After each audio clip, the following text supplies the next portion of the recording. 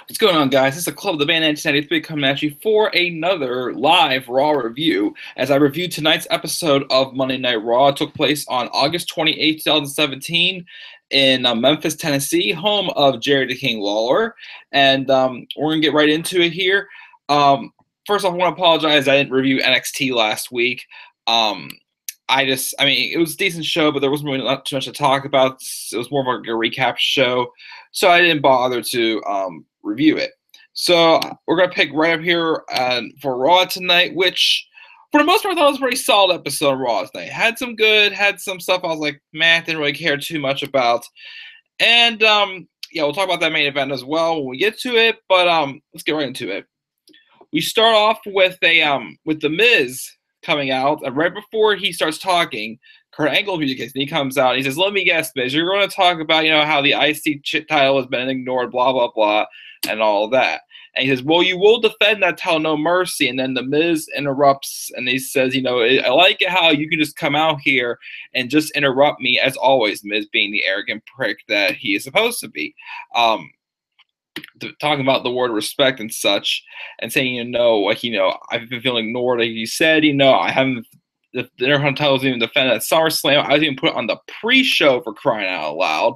And Kurt Angle said, "You're right. You'll defend, as I was saying, you're defend the title and no mercy, but you're also going to defend it next week as well against whoever wins this 15-man Battle Royal coming up next." So the Battle Royal, participants come out. We have a lot of tag teams, such as the Hardy Boys. The Club was out there. They brought out Big Show and Big Show shades. First time I've ever seen Big Show with no facial hair at all. It looked kind of weird with facial hair. I remember I saw Goldust, Jason Jordan, who I thought was going to win. Finn Balor was in it. The Miztourage members of Bo Dallas and Curtis Axel were in it as well. Apollo Crews was in it. The Battle Royal itself wasn't too bad. I liked it. I mean, trying to think here. I mean, there was spots where specific spots. I remember there was a spot in the Battle Royal where the Club was trying to eliminate the Big Show, and Finn Balor though came over and actually helped the Club out. They had like a little bit of like a stare down for a few seconds, and one of them was teasing the Club teaming up. But I still don't know if I want to see that happen right now. It got me thinking, what if at No Mercy, if Finn Balor and Bray Wyatt do face off as I predicted in my predicted match card, and also shout out my friend Daniel Guys as well, who predicted this in his, a buried alive match between Bray Wyatt and Finn Balor. What if, the Balor Club forms at No Mercy, and that causes a double turn with Finn Balor turning heel and Bray Wyatt turning face. But I don't know. I still can't, especially what they did later with the Club tonight also, I can't take the Club seriously right now. So I still would not want to see a Balor Club formed anytime soon because of how crappy the Club was booked.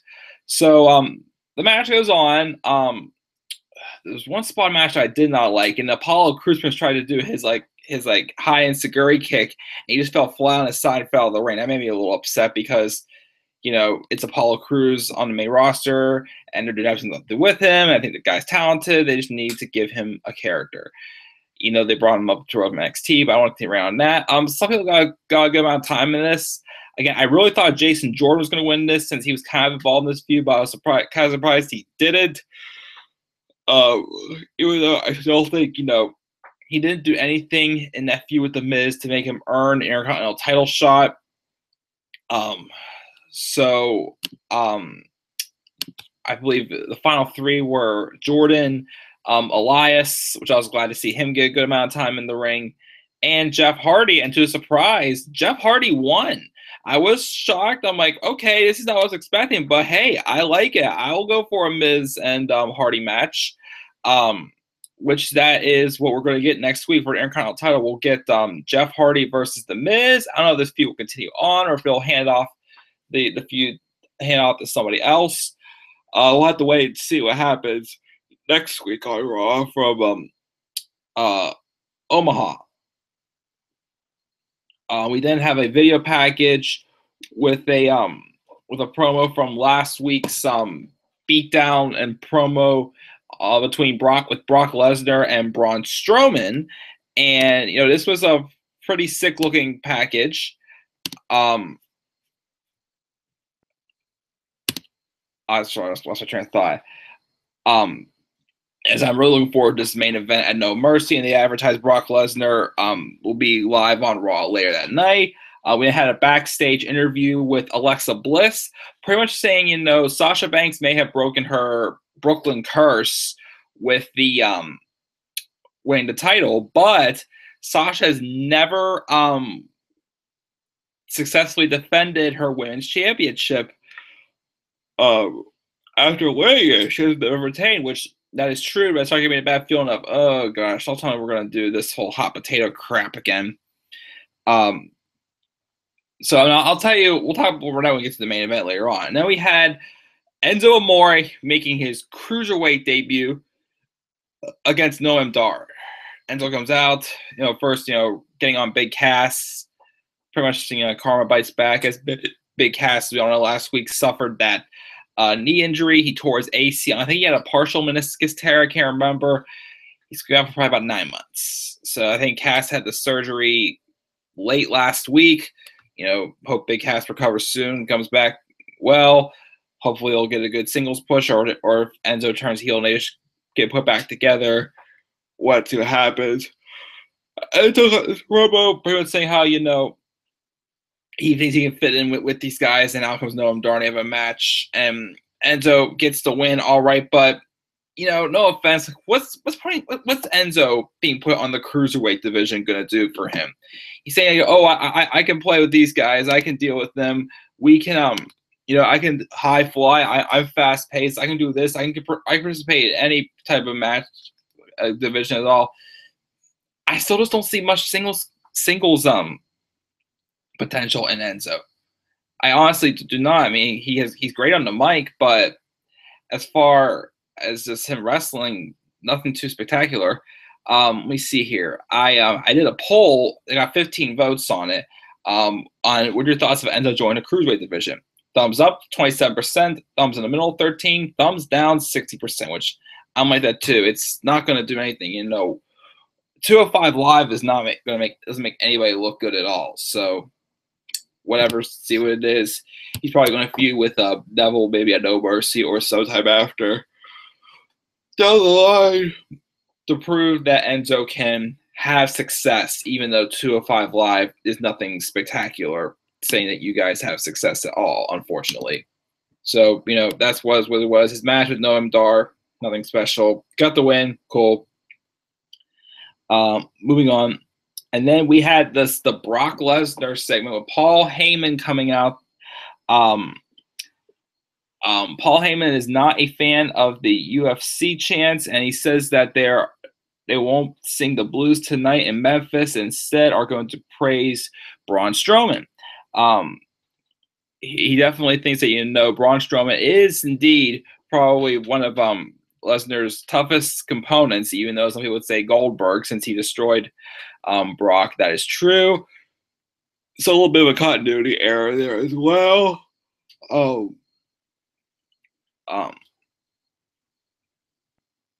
And Ham pretty much just hyped it up, saying that he is a legit monster. But then Brock took the mic, and usually whenever Brock takes the mic, it's going to be something good, because Brock Lesnar doesn't take the mic. And he just said exactly what he said to Roman Reigns at WrestleMania 31. What he's trying to say is, Suplex City, bitch. Again, anytime Brock takes the mic, it's always something good. Like him saying he doesn't give a crap about his kids or whatnot. But that was just a moment right there, pretty much. So it was pretty cool to see. We then had a match between Seth Rollins and Cesaro. Personally, I think this will make a great feud between these two, Seth Rollins and Cesaro, just one-on-one feud, even for a championship someday. That would be great. WWE Championship Universal title would give Cesaro that title shot finally. But yeah, this was a good match. I thought it was going to be just this one-off match, a singles match. They had a couple good spots, and towards the end of the match, Seth Rollins got distracted by Sheamus trying to take him out, and then Ambrose still made the save, but then Cesaro hit it with like a running uppercut to finish him off, and he rolled him up for like a small package victory. So I was surprised to see Cesaro use the uppercut for a finisher. Because personally, I do think Cesaro needs to stick more of like some type of like uppercut finisher, in my opinion. Because like the neutralizer is not bad, but those uppercuts, my goodness, I enjoy watching those things. The uppercut express. Or I remember he used to do this move. He says it's still here and there. He like throws his opponent up in the air and just does like a wicked looking uppercut right to the jaw. I'm surprised that's not a finisher, because that looks like it could easily finish somebody off there. So he gets a win. But then as Rollins and Ambrose were celebrating, as Cesaro and Sheamus were celebrating, Rollins and Ambrose think that they're done for the night. Sheamus takes the mic and say, "Hey, you guys aren't going anywhere. Ambrose, get in the ring."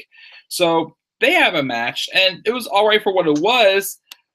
But then Dean Ambrose won the match, but they had a nice sequence towards the end. I remember wherever Cesaro tried interfering. Seth Rollins got him out of the way, and then when the referee wasn't looking, Seth Rollins jumped off the turnbuckle and did like a running knee into the side of Sheamus's head, and he did like a nice suicide dive to keep Cesaro down. And then Ambrose hits Sheamus with dirty deeds for the victory. It's like, why did this match have to happen? It took away some momentum from to me, no way won here. It took away the momentum from this Seth Rollins and Cesaro match. Was clearly the better match, and now just 50-50 booking. Nothing was accomplished in this. It felt like it was a little bit of a waste of time, in my honest opinion.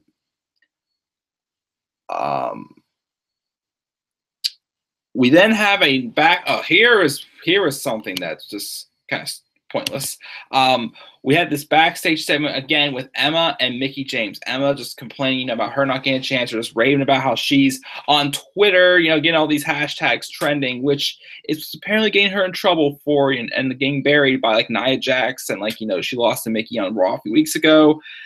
So this is just pointless. And Emma's still trying to take credit for the women's revolution, and then Mickie says, "Well, let's have another match again tonight, and if you lose, you must stop taking credit for the women's revolution." And then they have a match. Wasn't anything spectacular, but Emma won. I was glad to see Emma win, but it's doing nothing. It's going to do nothing for either one of them. And Emma just really starts running around, walking around, repeating, "I started the women's revolution. I started the women's revolution. I started the women's revolution." Well, you know what would make a little more sense? We'll talk about that shortly as well. But again, this didn't really do much for them. It was just, and also, what's up with that new theme song for Emma? I didn't like it. It was so low. It sounded like WWE's like, "Oh, we're gonna tone her song down. You're barely gonna hear anything. It's like Emma's slowly gonna disappear." You had a superstar build when you put her back in NXT, this heel character, the evil Emma character. Yes, she got hurt. You tried changing up her whole character with that whole Emelina thing, and you bring her back, and she's still nothing. What are you doing, guys? Seriously, what are you doing? So Emma just wins, but she gains nothing here. And then we got to our moment of the night. This segment between John Cena and Roman Reigns. It was announced earlier that John Cena and Roman Reigns were going to make an official contract signing for a match at No Mercy. I was a little ticked at first. I'm like, I wanted this to wait till WrestleMania, because it looks like they're still trying to go for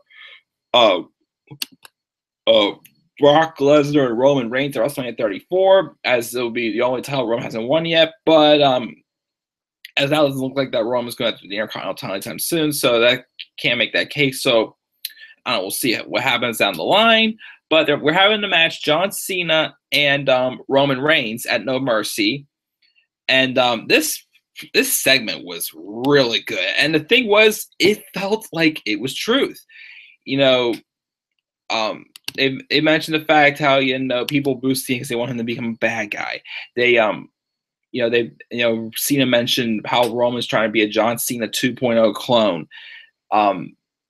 Roman again mentions for the 50th time that he retired the Undertaker. How on earth are you keeping this guy a babyface, but you're still mentioning that he retired a beloved character that people are not going to cheer him for doing? That's heat right there. He retired the Undertaker. But yes, this promo had just a lot of truth to it. have more of a serious side of Roman Reigns and John Cena as well. And Roman Reigns pretty much saying, you're just a part timer. But I'm always here on Raw, and I am just I'm always here on Raw just to get you on the Today Show. John Cena says, well, I may not be a old man toward the end of his career with a bad hip, but I can sure do a part-time role better than you can do full-time or whatnot. And it looked like they were about to go at it, and then out came the Club. And I'm like, okay, yeah, what's going on here? So the Club come out, and they just said, they just want to, try to beat the heck out of Cena and Roman. And the match, just another way of feeding the Club was being called one of the best decorated teams around the world. Yes, they get buried and lose every single match they wrestle in. So this is pretty much just a match having like Cena and Reigns trying to outdo each other. It was what it was. But still, that promo though was definitely, whew. If we ever thought we get these two in the ring together, what the stakes would be, and you two have similar reputations pretty much of people cheer, people boo them, what's going to happen. And honestly, I'm still probably on Team Cena on this one. This match to me is going to feel like kind of like Rock and Cena or something like that. Like if Roman Reigns can't get this big win over John Cena, it's not going to make Roman Reigns look like big superhero all of a sudden. I mean, I'm not going to crown Roman Reigns. I agree. Since Roman Reigns has been put in this position, I think this has been his better year, personally. Ever since WrestleMania, he has not won a pay-per-view match since WrestleMania. He lost that Payback to Braun Strowman, which was pinned clean. He didn't win the fatal 5-way match at Extreme Rules, but I don't think he took the losing pin. He lost in the fireman, the ambulance match at Great Balls of Fire, and he took the pin and lost at SummerSlam as well. So they're finally slowing him down. So again, I'm totally fine with this match, but I think it would be very interesting to see if Cena wins, because it would not really help Roman's legacy too much, I feel, if Cena takes the win right here, and it will still like kind of slow down Reigns and not shove them down our throats, and give us a chance to actually invest in more and actually like Reigns. Because again, I want to like Reigns. I love Roman Reigns. Great wrestler. It's just his booking is crap. But this segment altogether was just awesome. Hats off to both of them. We then have this really random filler promo with Elias Sampson coming out, singing a song about Memphis. Here's the thing too, it kind of bothered me last night's Raw. The Club was in the Battle Royal earlier. They come out again for a match. Now Elias Sampson was in the Battle Royal as well, but he comes out to sing a song just for Heath Slater to come out dressed as Jerry, the King Lawler's friend, Pelvis Wesley, and just Elias slayed him out. Seemed kind of pointless. I didn't care at all. Whatever. We didn't have this backstage interview with The Miz and The Miz Taraj. An interview, Miz is upset that it just takes one match for Jeff Hardy to earn a shot at Intercontinental title. And of course, Renee Young says, but isn't that what you wanted? You wanted competition. You want to make the title feel important again. He just walks away. So it's like, The Miz, it's continuity of The Miz. You can't make The Miz happy. No matter what, he always has something to complain about, but it fits The Miz. It's who The Miz is. He just wants to, he's a successful heel character who just uses anything he can get around, what's right to win. So, that was good. And then we had this main event.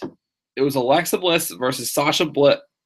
Alexa Bliss versus Sasha. I almost said Sasha Bliss. Sasha Banks for the Raw Women's Championship. Now, before I get into the match, here's what I thought was going to happen. I didn't see Sasha retaining. What I really thought was going to happen, I thought Alexa was going to win the title, but Nia Jax would come out and help Alexa win. That way, it would give Nia an excuse to want to get the title. Well, more the thing where, like, okay, if I do this for you, you got to give me a title shot or whatnot.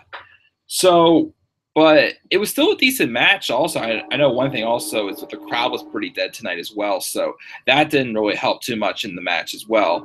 And but the match was still good for what it was. I don't know which match. I think maybe their Great Balls of Fire match still probably takes a cake over as their best one so far. I'm just waiting for that one big, like, all-out brawl that these two have with each other.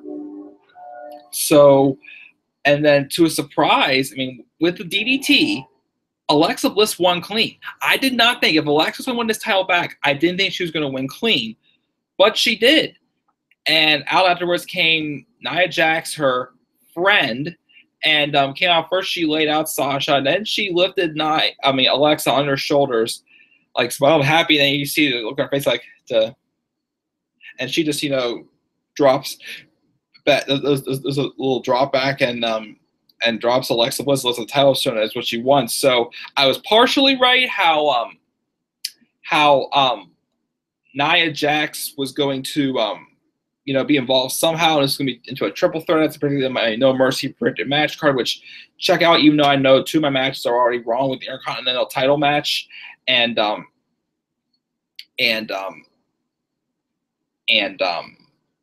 John Cena and Samoa Joe is not going to be happening at No Mercy. By the way, also, I forgot to mention, also back in the Battle Royale, Bray Wyatt interfered and costed Finn Balor the match. So it's like we're going to be getting one more match between them as well. But anyways, getting back on track for this. So yeah, it was like we're getting a triple threat match. What I thought personally, what could have made a little more sense, because why is Nia out there just to get a title shot? How's she's going to earn a title shot just by coming out and just making a statement? Unless they say next week, Alexa said when she wins the title, you're going to get a title shot against me or whatnot. But personally, I'm just saying, wouldn't it make a little more sense if Emma would have came out instead of Nia? She's trying to make a case saying, she won earlier. She finally gets a win. Emma thinking she gets an opportunity for anything good she does, because she thinks it's all about me, and it goes all of that. It's all about me gimmick that's saying she does. Where she came out and would have gotten involved somehow and got her into the triple threat match of Nia Jax. Just a thought. We'll have to wait and see. But yeah, that is it for my live Raw review. Again, there was a couple of good things, a couple of bad things about the show. But overall, it was a pretty solid show. Give me a little more hype for No Mercy. If I had to give it a grade, I would give it a B-. Before we sign off here, let me check my Twitter poll really quick here for grades, see if anybody participated in it at all. Only 2 votes. We had 1A and 1B. So 50-50 booking right there, A and B. So overall, solid show on Raw. Again, I give it a B-. What were your thoughts on Raw? Please leave your comments down in the description below. And please be sure to click that like and subscribe button for more content to come to this channel. So yeah, I'll be up here getting live for my SmackDown live review tomorrow night after SmackDown. You'll catch me then. I'll do NXT again Wednesday night, and then we'll see where we go from there. So thanks again for tuning in. I noticed I was a little off tonight again. I was trying to get some stuff done while I was watching Raw. So I got to pay attention to it, but not as in-depth as I probably have the past couple weeks, but it was still a good episode of Raw tonight. All right, guys, I'm out. I'm going to bed. With that, I'll see you all later. Till then, peace.